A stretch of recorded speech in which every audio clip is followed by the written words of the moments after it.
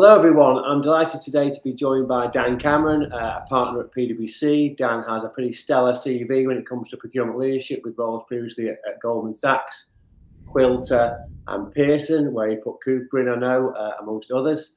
Dan, welcome, thank you for joining me. Fabulous to be here, Andrew, thanks for the invite.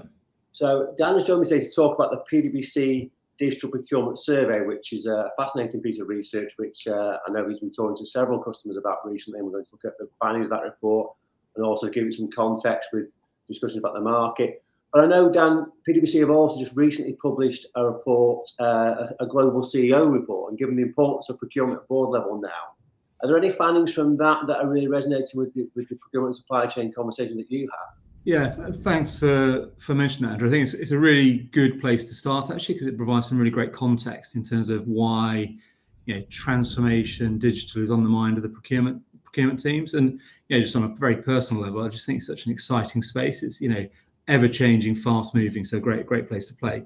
But let me just sort of pause for a moment on that CEO report. It's a really extensive piece of research. I think we interact with over 4,500 CEOs around the world across all sectors, all geographies, all sizes of organisations. So it's really representative of what's on the mind of the boardroom and that CEO. There's a couple of things that came out which I thought were particularly relevant. So the first one was 1 in 5 in the UK, 1 in 5 CEOs in the UK think their business model is going to be unsustainable in the next 10 years unless they make some sort of change. And actually that statistic raises to 2 in 5. So 40% of organisations think they need to do something pretty fundamental to their organisation to make it, exist in the 2030s. So quite a stark statistic. And as a result, the sort of theme of the survey or the theme of the narrative is about business reinvention. So how do you change and really transform that business model? I guess a couple of other things that came out were that's across the board. That's from operations to customer service, from technology to supply chain. So all parts of the organisation are affected and are going to have to go through some sort of change. Not surprisingly, technology and digital are at the heart of that. So that's going to be a big kind of plank or part of the strategy. And so what I think is really relevant, that becomes on our radar too as a procurement supply chain organisation. And are you taking that conversation, that data information to your CPO push initiative? I know you've obviously surveyed an awful lot of CPOs and other procurement leaders for the digital report we're going to talk about, but I think you've got another initiative going on as well, haven't you? Yeah, so what we wanted to do was take some of those findings from those big macro themes from the CEO survey and think about, how should the procurement, the supply chain world be responding to that? And so what we've launched this year is something called the CPO Plus series, which it's invited about 170 CPOs from across the UK mainly to enter into conversations, listen from leaders across PwC and elsewhere about those macro topics. So we've already covered this year the road to net zero, a gentleman who presented at the Davos event. We've also talked about the M&A market and how that's going to evolve over the coming months and the influence that might have on business transformation, business reinvention. And the next 2 events coming up are the kind of macroeconomic geopolitical world, fascinating conversation with Peter Hill. And then, we can't avoid it, but Gen AI is on the topic, I think in July. So I know we're going to perhaps touch on that a little bit later, but we've got a really stacked agenda for 2024 and, encourage people to come and sign up and get involved in that. It's remarkable the breadth of areas now that procurement supply chain is touching, isn't it really? You think about your own career evolution, going back to perhaps where you started now, so many different things on the agenda. And I saw this particularly last week at the World Procurement Congress, which was a very enjoyable event and some really interesting presentations on these various different subjects. So getting on to the actual digital survey, Dan, there's all sorts in there. Perhaps you could pick out some of the things you think are really resonating with in the conversation, with the audience, in the conversation you've had since you produced the report earlier on this year. Yeah, thanks, Andrew. I think it's really interesting. It's the biggest survey we've done. It's the fifth edition of it. We had over 1,000 participants again around the world, mainly CPOs or digital technology procurement leaders. So people this is really relevant to. I think the themes are pretty consistent and growing over time. 2 or 3 things I'd like to pick out. I guess investment continues to grow. People are doubling down on investing in digitizing the way they work, which I think has some similarity and thread from that conversation with the CEO. They're using technology to drive their business and transform their business, and it's no different for the CPO or the supply chain teams. What are some of the drivers for that? We saw, I guess, a striving for efficiency and productivity and simplification. People want to make their business easier, make it more like a consumer grade experience. Aligned to that is user experience and adoption. So how do you, all very well investing in the tools, but how do you get people to kind of engage with them, use them, and get the value you're expecting out of it? So those are two big themes. One that's really risen up the ranks over the last couple of years is regulatory compliance and being able to address questions from either your board, your risk committee, or indeed external regulators about how you're managing the supply chain, and getting that visibility and transparency to be able to answer those questions easily has seen a real uptick. And having worked in financial services, I know that industry is a bit the sort of sharp end of that regulation, but I can see it sort of permeating down into other areas and other sectors across the world. Yeah, and there's a bewildering amount of ESG related legislation out there now, isn't there, which procurement and supply chain functions are having to really wrestle with. And of course, it's tech to help them do that now as well. How much of a factor is that in your conversations? Yeah, I think the way I think about this is almost the resilience and risk, kind of traditional risk, is almost the compliance factor from we need to keep our supply chains really risk-free. And the ESG I see as an aspiration point. This is what we need to be able to do to kind of satisfy customers, stakeholders, as humans living on the planet, we need to kind of get this stuff right. So I think there's those two drivers of making us really focus on risk in its broadest sense, which absolutely includes ESG. I think carbon reporting is probably at the kind of fastest or most accelerated component of that. But the social and governance aspects are definitely catching up. We're seeing lots of investment in those areas. Again, it goes back to, I think, transparency. If you don't have the data, you don't have the visibility, you just don't know. And so I think people are using that as their starting point, getting a good baseline, understanding where the hotspots are, and then thinking about how they go and address them. So again, you can't escape having digital as a key asset to help with that.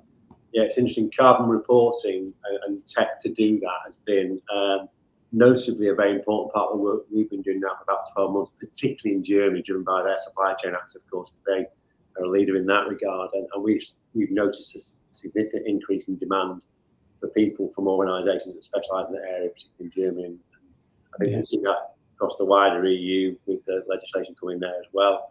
I think that's good for the tech firms, it's good for the planet, and it's also good for the sort of procurement profession, not only to be influencing that, but also to have the opportunity to build the skills and experience required to do that, which is, we'll come to skills later, of course. But, we've seen some great people get out there and upskill themselves, invest in resources or actually go and do formal training in these areas. So procurement people thought, right, I've got a passion for this, I really want to make an impact, and go and do courses. I think there's a great one at Cambridge University. Well, the German university has got a popular course as well. I think there's some stuff going on in the States. So that's a nice trend that we're not only benefiting from in our business, but also something which we can really get on board with from a personal perspective, with the importance of the planet, of course. So, it's interesting, Andrew, because it's funny. I was chatting to my son who's at university kind of over Christmas, and his flatmate is doing a course in ESG, management, and we found her an internship with a small startup company in the ESG space. And you think, I'm old now, but if you go back to when I was at university, that would never have been on the radar, right? So that has evolved immeasurably in the last 20, 25 years. Yeah, my daughter, who's also at university at the moment, was very proud to tell me she's got herself off fast fashion and is now into this sort of second-hand clothes market, which is very popular. I think because she wants to wear all these brands and you can't afford to buy them new as a student. It's interesting that the perception or the perspectives of that generation are quite different to the ones that we had. I'm not talking about why I got involved at university with this particular audience, but those who know me can guess. Anyway, and then we talk about the drivers that are going on. They talk about the need both at CEO and CPO level to embrace tech. Let's talk about it. We can't not talk about it. AI. What are you hearing in the market about AI, and particularly Gen AI, Dan? Yeah, you're right. It's the hottest topic of the moment. What's fascinating is we ran this survey kind of middle of last year and then collated it sort of in the autumn. if I look back at the list, AI, Gen AI was about number 8 on the priority list, also the things that people were thinking about. I think if you ran the survey again today, it would be, if not number 1, certainly in the top 3. So I think that what that tells me, the kind of pace of kind of change or awareness has just grown immeasurably again. So I think it's something we just can't avoid. We need to embrace. I think the good news for the procurement community particularly is, wow, there's some great use cases we can focus on and think about in our world where we can put it to use really, really quickly, whether that's enabling very, very simple tasks like mass communications to suppliers, or being really thoughtful and creative about how you interrogate contracts and sort of summarize the important aspects of it to be able to represent to your team and show you where you've got risks, or indeed back to our point about ESG, perhaps where you've got exposure. So I think it's growing really fast. Procurement's a great place to test it. You know, as PwC, we're encouraging everybody to get hands-on and have a look, try it, test it, see what they can do with it, see what those prompts are to be able to kind of elicit the best information from the data set. So I think that's something we're really encouraging. I want to dwell on that contract lifecycle management piece for a second, and it sort of intersects with AI. It's probably the area we've seen the most uptick in terms of investment, and it comes out through the survey. But as I think about the conversations we're having with clients, I think people are seeing as contract management and certainly post-contract management, obligation management, as being an area to join the dots between, you know, sourcing and procurement and the P2P process. Actually, how do you understand what's in your contract and make sure you're managing it really effectively, and bring it back to AI. I think AI is where you can really get some value and kind of sweat that contract management asset as long as the data is in good shape. So I see a lot of it, and I see a lot of investment in that space, particularly around contract management, AI coming together. And, you know, I don't think a day goes by where we don't have a conversation about those two topics together. I mean, there's a few interesting points there to pick on. So firstly, it is remarkable, isn't it, really? You've only got to go and sort of play around with ChatGPT yourself. It's just like, it blows you away the first time you use it, doesn't it? And of course, you know, those that haven't used it, what are you waiting for, really? But I was looking to see a presentation last week at the World Procurement Congress where Unilever talked about what they're doing on Gen AI. So they're training their people on the prompts, training people to interrogate their data, helping people understand where their data comes from so they can get a better understanding of how they actually go about utilising it. And they're training thousands of their people, not just in procurement supply chain, but across the organisation, internally. But they're also using it externally for consumers, of course. So there was a great example where the lady said, look, take a picture of your fridge, and we use AI to tell you, come up with a recipe that you can make using whatever you've got in your fridge that day. It would also include Hellmann's mayonnaise, of course. It's you know, but yeah, I think that's just one example of the clever things they're doing. But getting back to the CLM thing, I think that's an area which I'm certainly seeing as well in terms of, you know, we'll talk more about skills in a moment, but, you know, areas that individual procurement people can focus on to build particular technical proficiency, if you will, or capability. And so, you know, so many contracts get signed and don't get, you know, that value does not get truly realised, and, you know, not get interrogated. And of course, as you say, AI can play a very, very important part in that. I think it's interesting that CLM vendors are quite visible at World Procurement Congress and other events that I go to, and that certainly seems to be an area that there's some decent growth, and, you know, it's quite an accessible route for procurement professionals to actually embrace what tech can do. Yeah, for sure. Yeah. Okay. So when you're looking at what's driving people's choices about which technology they might, you know, acquire and implement and adopt, what are the key factors in people's thinking there? Because I think in the report you said a lot of people got P2P or STC already. That's like a core for procurement functions. So when they're looking at what other tech they can do, what's driving that now? Yeah, I think going back to the drivers, people are thinking about how can, I mean, again, it depends where people start, right, into the maturity. You know, some people are just wanting to get to that kind of base level capability of visibility, transparency, understanding of what they've got. Others are thinking about how they optimize that and then move through the efficiency, simplification, taking away all that manual activity and kind of focusing on the real value add stuff. And then I think the final kind of pinnacle of performance in that space is then how do you kind of get to that kind of AI prescriptive, use the data to sort of inform your strategy, which I think very few people are at the moment. But I think that's the sort of next frontier for people to invest in and get value from. I think when they're thinking about the kind of selection process, there's probably two schools of thought on this, as always.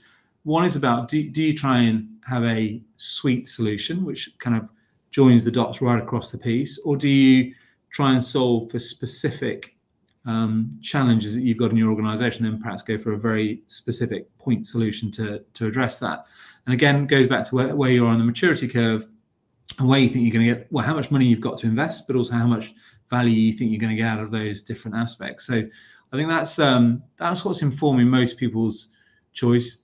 Again, the kind of M&A market, the consolidation of companies, the sort of complexity of people's ecosystems, the complexity of their ERP landscapes, all plays into this.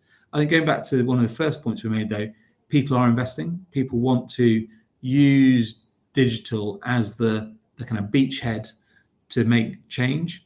And so I think that the reason people are selecting is to say, what I don't want to do is just do what I did before and digitize it. I want to make a step change in performance.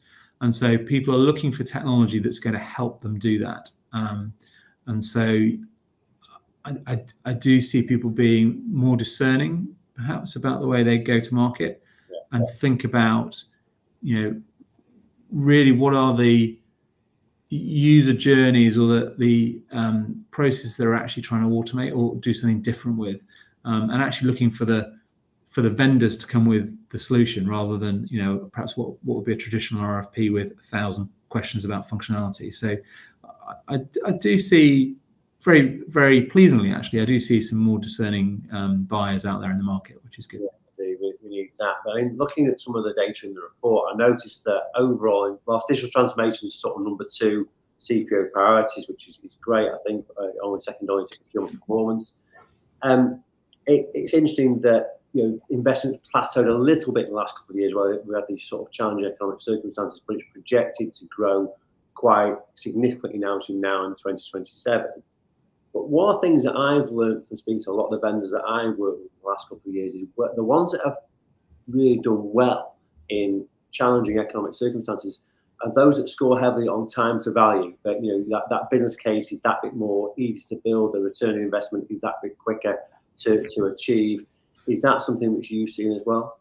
Yeah, there's maybe a couple of things in there, Andrew. Actually, as you think about the investment point, where we've seen the continued growth is in the mid-market. So that's sort of less than $1 billion turnover organizations are still really upping the ante in terms of their investment. And I think that's partly because they've perhaps not had the opportunity to do it before, but also general expectations, the sort of all boats rise on a rising tide. So I think there's the expectation that mid-market world is growing, and therefore they're having to invest in it. More of them are getting caught by that regulatory point we talked about earlier on. So I see that as an area that is definitely getting further investment.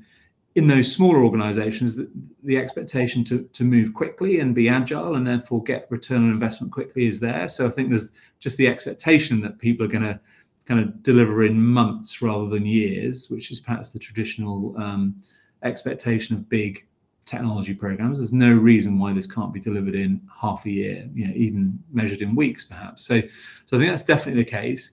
I do think in terms of just that time horizon, one of the things that came out of the CEO survey, just going back to that for a second, CEOs were asked what their kind of planning horizon was, what their, how far into the future are they looking? And the average time was 400 days.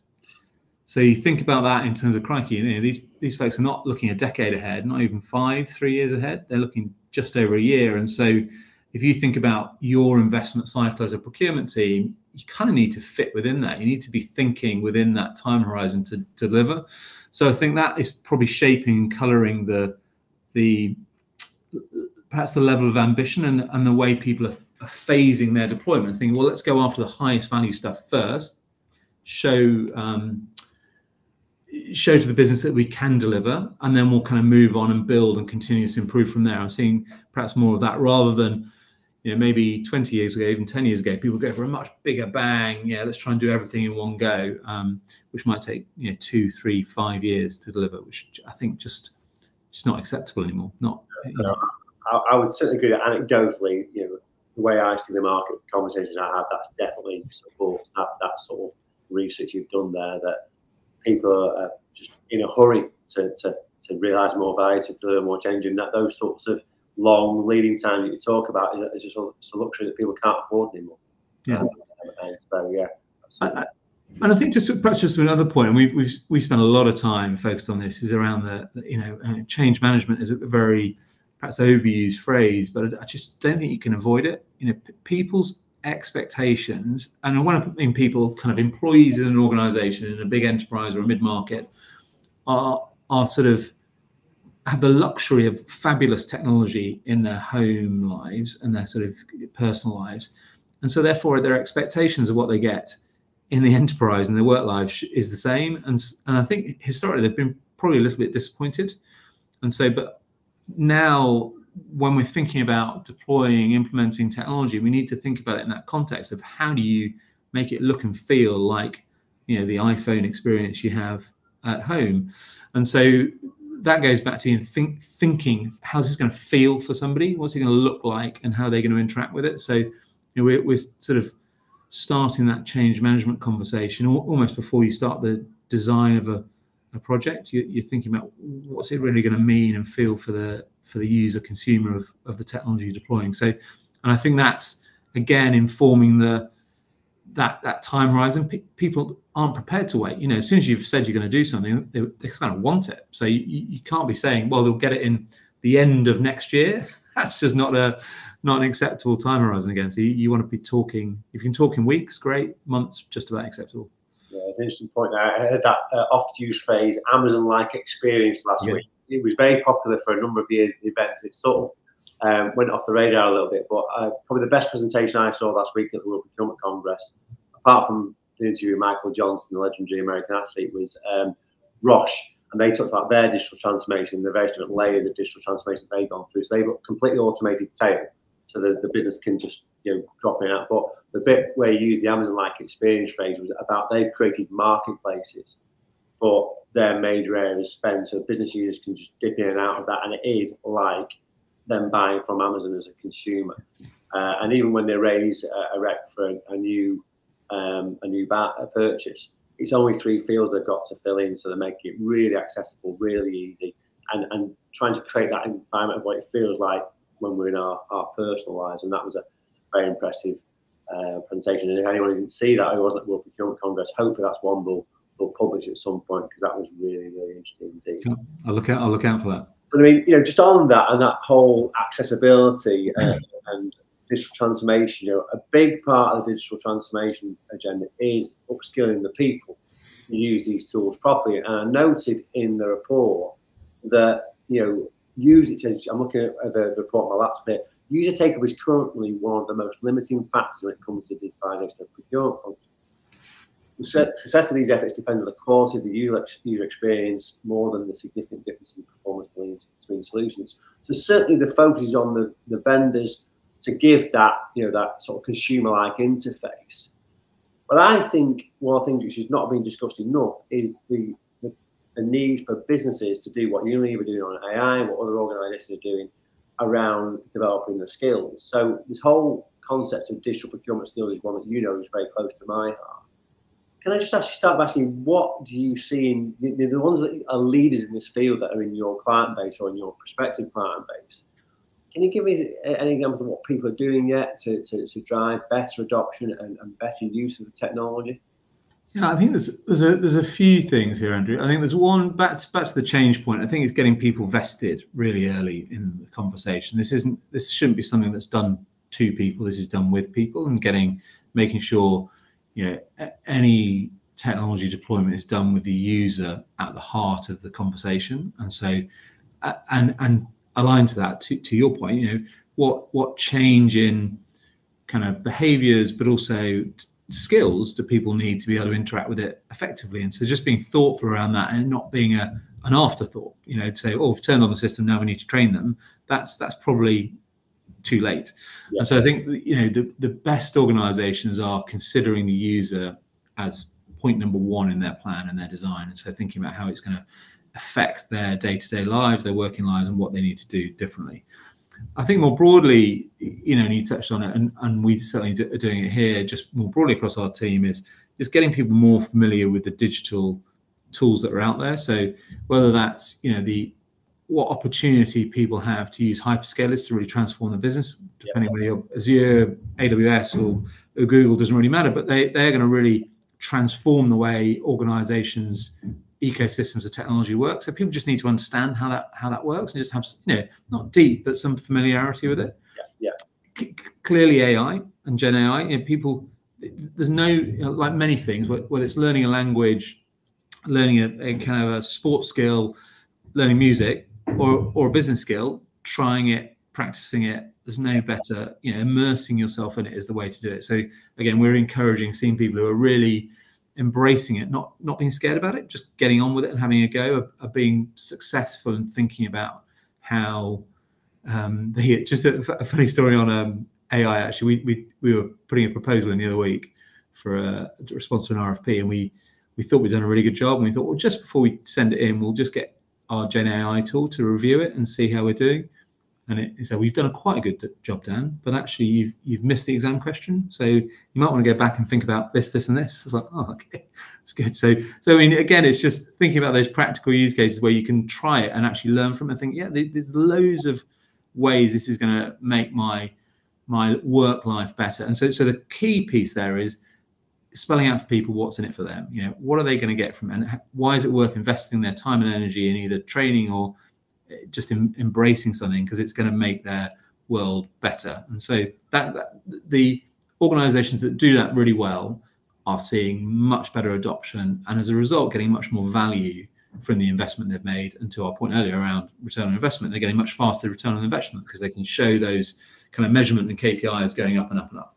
Undoubtedly. I mean, in the research we're doing at the moment, we're doing research things quite a lot of procurement leaders to get their take on what is the vision for the future, what they've done so far, what are they going to do next to build capability. The phrases you keep hearing are people who've got a mindset of curiosity, a willingness to embrace lifelong learning. So to your point, you know, experiment with it, you know, go around, play around. That's how you build digital literacy. You know, that's something which everyone can do. We need it in our personal lives, we need it in our professional lives. You can keep using Excel like you've always done, and whatever other tools you've always used, or you can say, you know what, there is an opportunity for me to get better at what I do, deliver more value for my organisation. And sometimes it frustrates me that people don't actually embrace that mindset of actually their own personal career development. But that curiosity certainly drives digital literacy. And when you look at big presentations that I've seen on digital transformation, that's a key factor. And then I think the next phase is what you call technical proficiency, or that deep capability. So, for example, if you're, to use your point about CLM, if you're a contract manager, actually making yourself, well, what we used to call a super user on a particular platform, and going out there and really understanding how it works, all the capabilities, building that knowledge, using it every day, changing the way you've worked, and then taking great pride in that, and then maybe being the person that starts to, you know, ask questions of others in your team about, have you tried this, have you tried that, can I show you this, and building that capability in a team. So I think that's where at the moment, I think some of the other research or other conversations I've had, a lot of people are sort of trying to work their way through it at the moment and quite keen to find out from me what everyone else is doing. So I'm asking them what they're doing. They're saying to me, well, what are you hearing? So yeah, people aren't quite sure yet. I think part of that's they're not quite sure power of the tech. I think in my opinion, CPOs in particular need to get out more to these events and learn. So I think you're at Cooper Inspire in a week or two, aren't you? Is that a good opportunity? Yeah, and Vienna, 4th to the 6th of June, I think, yeah. Yeah, we had World Procurement Congress last week. We've got Digital Procurement in October, which I know this year they're doing sort of tours. So if you say, for example, if you want to learn about AI, they'll do a tour around the various different AI vendors for you to actually, you know, sort of upskill your knowledge in a couple of hours, really. And there's various other examples and categories that they're going to use, which I think is a great initiative from them. I think it's interesting, and genuinely, I'm literally reading it on the way in this morning. We do have a press clippings of wherever PwC is in the press, and so I was reading one this morning, and to make it really personal for people out there who are thinking, what shall I invest my time and energy in terms of upskilling? we saw, and I'm going to read it. It said a report said that employers in the UK are willing to pay over 14% more in terms of salary and comp and benefits for people who've got AI skills. Yeah. So if there's ever a correlation between where you're going to invest your time and energy in terms of upskilling and the outcome that's going to give you on a personal level, clearly it's not all about how much you're paid, but just there's a definite linkage between people who've got the right skills for the future who are going to be able to get the jobs they want. So it's something really to consider when people are thinking about, well, can I be bothered to kind of do that course or try something out? Well, there's some tangible evidence to suggest you perhaps should. Undoubtedly. I mean, there was that story last year about the job of a prompt engineer didn't exist about 14 months ago. And then the salary for a prompt engineer sort of quadrupled in the space of about 3 months. I mean, I never saw any data on that. That was a sort of story in the market. It may require some critical thinking to know whether that's actually true or not. But you can see how that particular skill set all of a sudden became very, very desirable. And the simple supply and demand equation suggests that the salaries will have gone up pretty rapidly. And I think it's with all these data science. If you look at the key area where companies have already made progress in the use of tech, it's in data. And so you've got procurement departments starting to employ people with data science backgrounds. But guess what? Procurement's not its own there. Marketing's doing that. All sorts of different professions have got data at the heart now. So if you're a data science graduate, you're now spoiled for choice as to which profession you go into. And so, of course, their sort of market rate is going up at what will be a very pleasing pace for those people. But yeah, I mean, look, one takeaway for people watching this who are practitioners rather than leaders, I would say, embrace this era. It's happening. You've shown all the evidence in your report. It's happening. It's only going to accelerate with investment, the pace of change in technology. Don't allow your skill set to become out of date. People are scared about AI replacing the job. Very simple answer to that. Work with it. Don't wait for it to replace you. Exactly. Well, I love your phrase earlier, Andrew. We have it within our business unit. So be curious, do different things, and do things differently. And I think you just got to, right? Because as you say, things are not going to wait for you. You need to kind of embrace it and get on the bandwagon. Indeed. So, summarising, Dan, your report is available on the PwC website. I think the CPO report, I'm guessing the CEO one will be available as well. It is indeed, yeah, both there. Yeah, and you've got Cooper and Spark over in a couple of weeks. How can, obviously a busy week next week, getting ready for that, no doubt, but how can people get in touch with you directly? Is LinkedIn a good place to start? LinkedIn's a good place, yeah. We sort of bob around various conferences, as you say. We've got our CPA Plus series. If people are interested in that, then come and drop me a note to daniel.cameron@pwc.com. Happy to kind of chat to anybody about any of the content in the report. And always a pleasure, Andrew, to chat to you. Thanks, I really appreciate it. And similarly, anyone who wants to talk to me about skills, hiring, talent acquisition, everyday.com, I think you can probably see behind over my shoulder. Or of course, I virtually live on LinkedIn, so you'll always get me on there. So, Dan, thanks again. Really appreciate, really enjoyed your insights. And I hope everyone watching has found it equally informative and enjoyable. Thanks a lot, everyone.